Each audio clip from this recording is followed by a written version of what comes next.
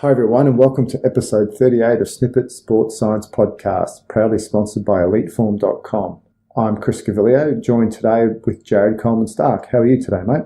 Excellent. How are you doing, Chris? Good, thank you. Last week we actually looked at the role of midweek hormones and performance. Hope you really enjoyed that. However, we have been on a little bit of a nutritional bend with a few papers, and this probably might conclude this section of nutrition articles for the time being. We want to get back to a little bit of simple grunt work and back into the gym. However, today we're going to look at the role of wine and cardiovascular health. And this is a comprehensive review. We know out there, like dark chocolate, it's reported that it has health benefits, and in particular, red wine. So we thought we'd actually look at a good solid review, see what the information says, and see if it actually does hold any true statistical medical benefits for us. So this really came out of a study a long time ago that reported a very low prevalence of ischemic heart disease in France, despite the high intakes of saturated fat. And I think most people have probably heard of this. It's known as the French paradox. And this was originally potentially attributed to the consumption of red wine in France. And although other epidemiological investigations have supported it, some people have said that it could actually just be to moderate ethanol intake in general, and that it could be due to beer or spirits as well as wine, although some people have decided that perhaps the drink type is quite important. Now, obviously, excessive consumption of alcoholic beverage is extremely detrimental to cardiovascular health. Any sort of alcoholism will absolutely result in severe health consequences. However, light to moderate intake can be cardioprotective. And then there's a bit of discussion around what is light to moderate intake. And it's very difficult to define, especially because we even have difficulties defining what is a standard drink. There's not a whole lot of international agreement on what constitutes 1 unit of alcohol.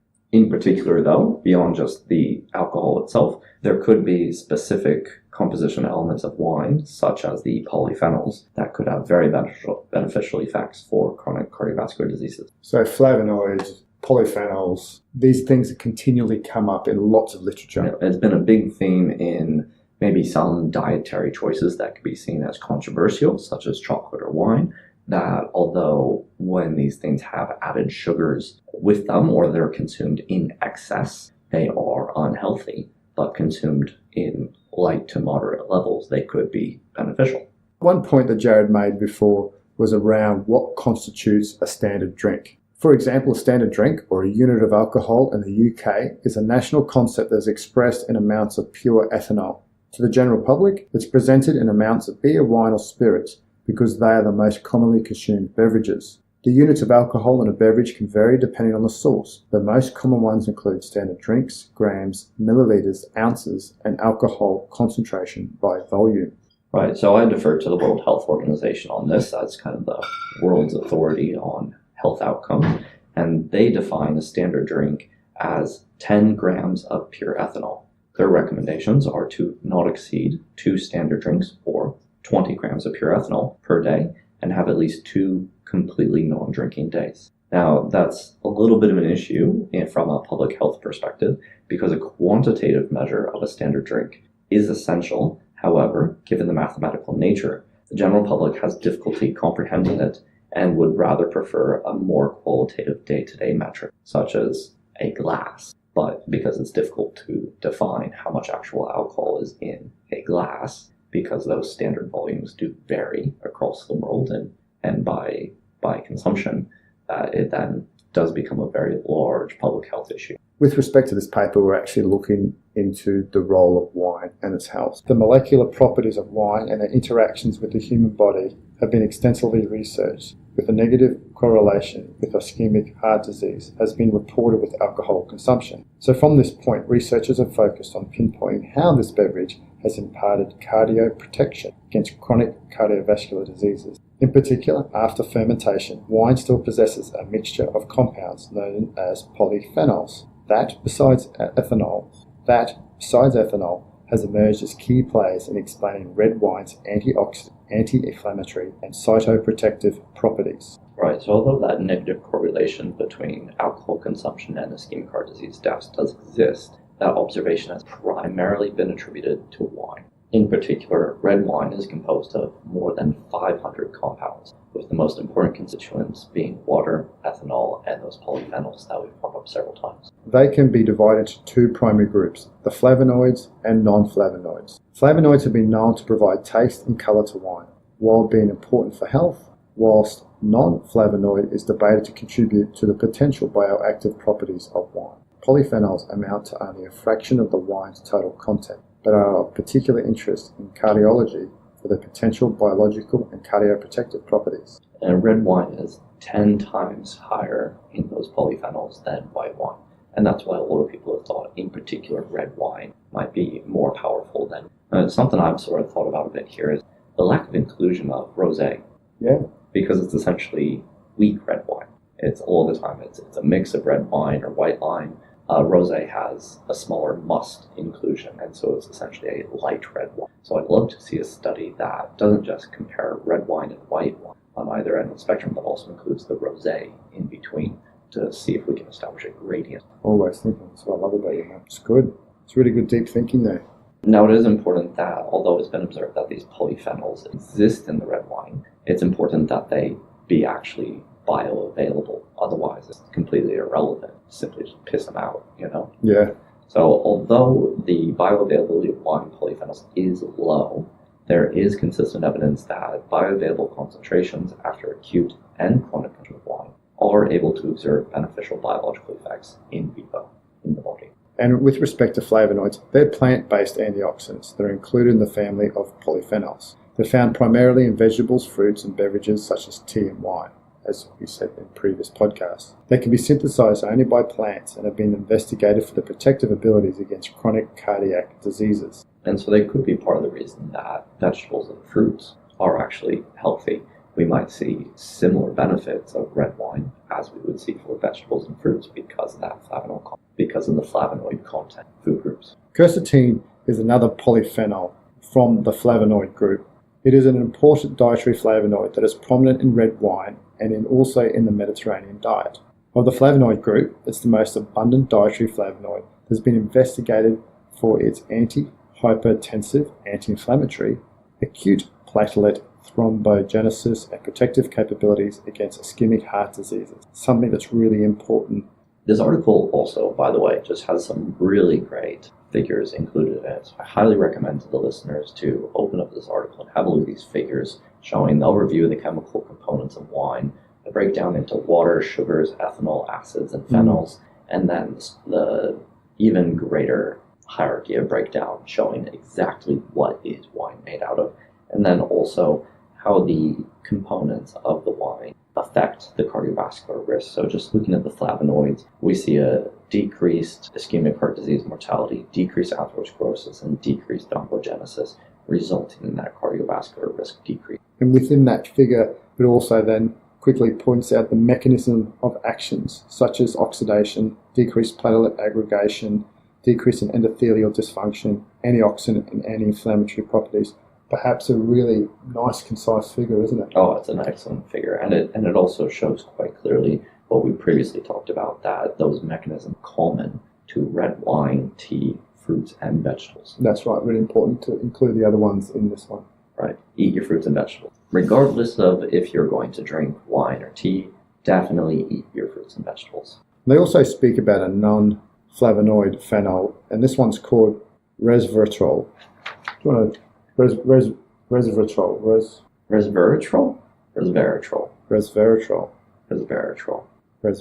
Hopefully we've got enough there to snip that one. Did you want to just go into that one a little bit, Jared? Sure. So this is one that's popped up in the news a lot, and I think a lot of people have described it as sort of an exercise medic with some of the popular media articles that I've seen. It got very popular at one point.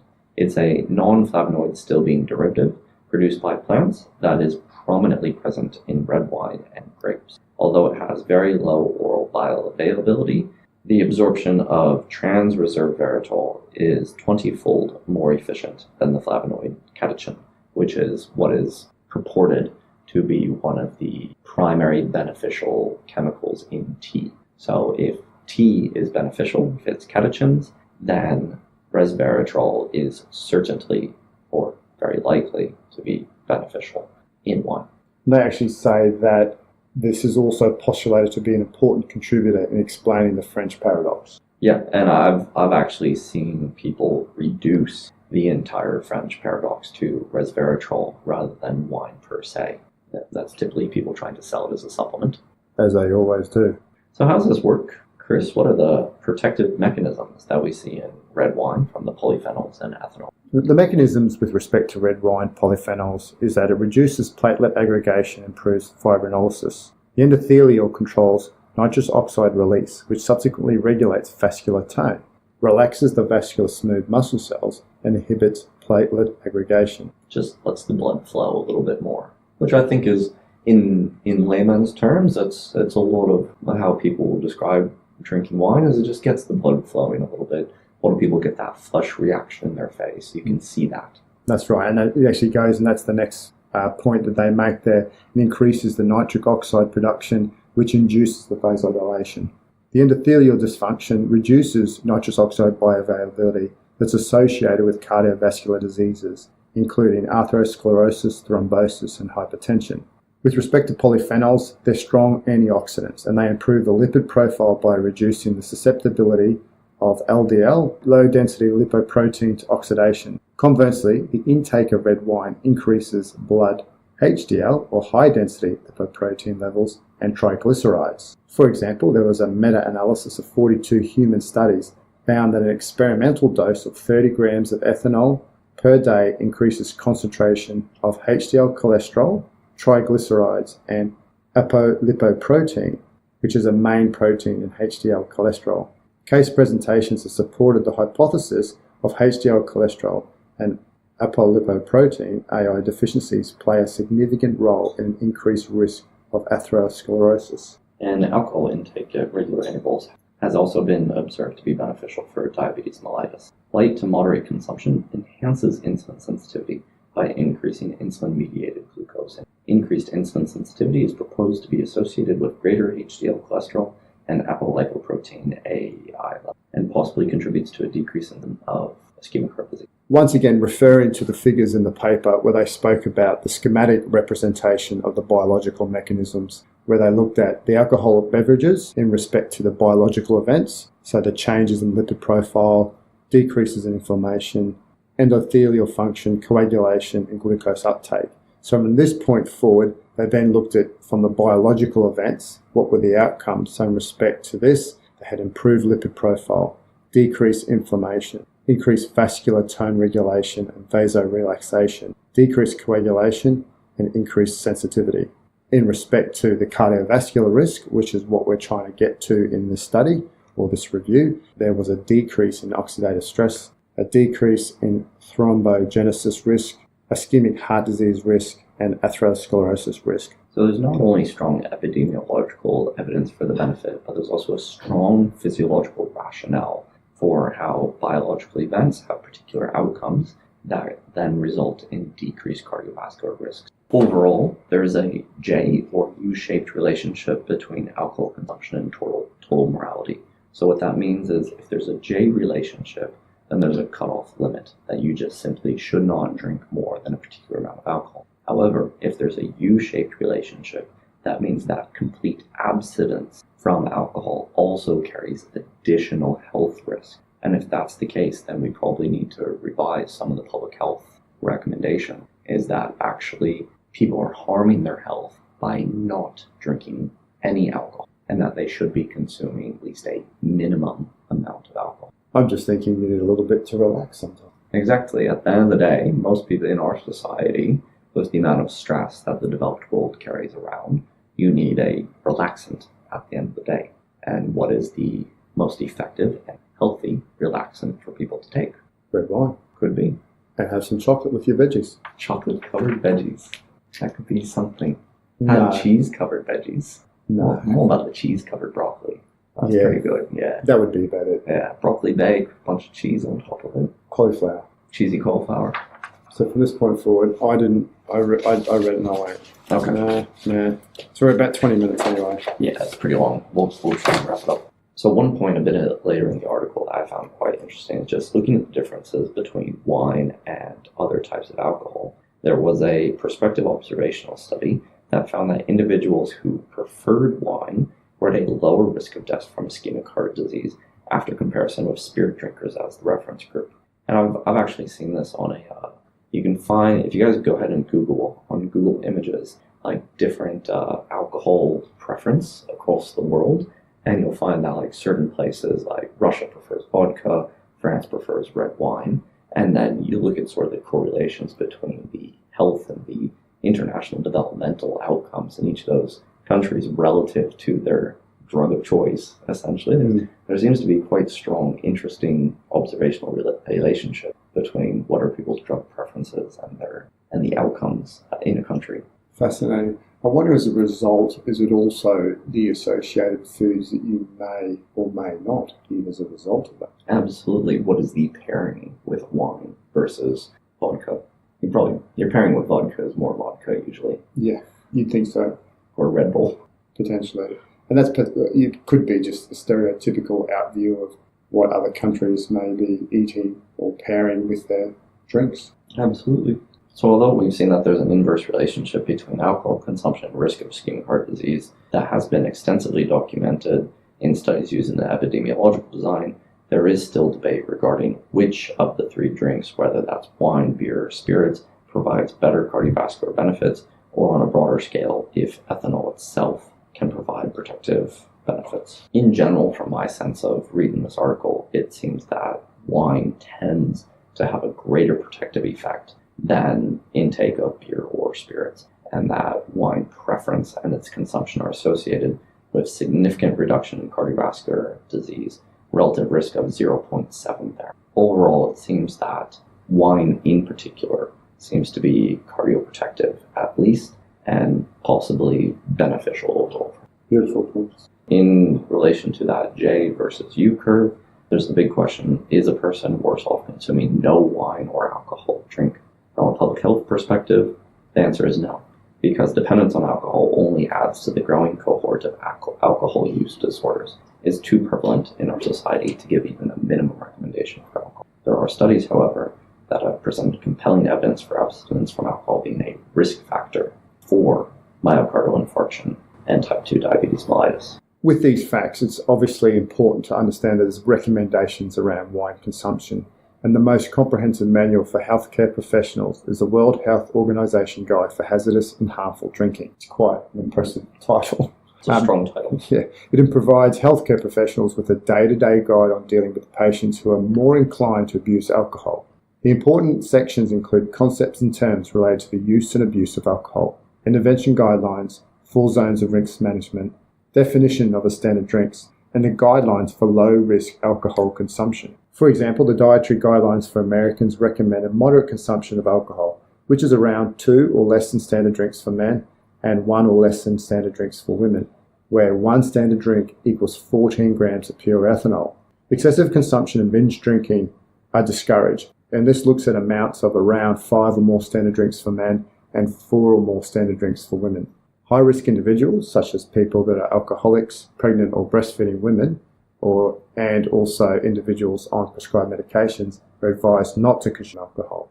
Furthermore, the American Heart Association advisories conclude that a moderate intake of alcohol, so that's 1 or 2 standard drinks per day, is associated with reduction in ischemic heart disease risk, with no clear consensus of wine conferring greater benefits than alcoholic beverages. So this is just really saying that you can have 1 to 2 standard drinks a day. 1 to 2 drinks a day. Doesn't matter whether it's wine, and that's actually going to have a positive effect for your heart. The wine's probably better. Correct. Just a final note on the drinking recommendations for alcoholics. I think it could be a little bit irresponsible to recommend to an alcoholic to stop drinking cold turkey. It's quite dangerous. Alcohol withdrawal is a very serious thing to undertake, and it can be fatal. So I think the drinking recommendation for alcoholics should be to go to your doctor and get into rehab rather than to stop drinking altogether. Good points. In conclusion, Jared, any other further points that you'd like to discuss or put forward? Oh, I think it's a great article. And although from a public health recommendation, we cannot recommend consuming any alcohol, the evidence is that some very light consumption of alcohol is actually beneficial for health. It's good concluding thoughts. Thanks for your time. Thank you. And thank you, listeners. Remember to leave a rating on iTunes. We really do appreciate your time. And thanks also to eliteform.com for sponsoring our podcast. Please visit our sponsor at eliteform.com. Woo! Let's party.